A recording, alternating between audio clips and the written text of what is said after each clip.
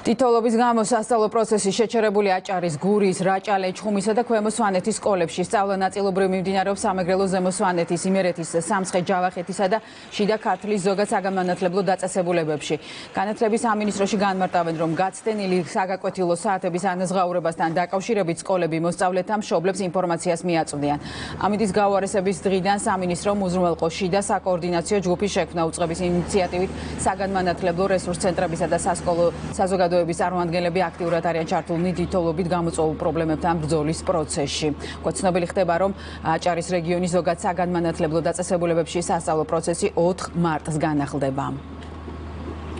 ჯამში დაახლოებით 800-მდე სკოლაში არის დღეს საქართველოს მასშტაბით სასწავლო პროცესი შეჩერებული. იმას შემდეგ, რაც გაიხსნება გზები და შესაძლებელი იქნება თითოეულ სკოლასთან მისვლა, ჩვენ აუცილებლად ჩავატარებთ ყველა შეჩერებული სკოლას მონიტორინგს და მხოლოდ ამის შემდეგ დავრთავთ ნებას იქ სასწავლო პროცესის გაგრძელების თაობაზე და მეორეს მხრივ სკოლასთან, მშობლებთან და მთელ სასკოლო საზოგადოების ჩართულობით გადაწყდება თუ როგორ აღდგეს ეს გაცდენილი საათები.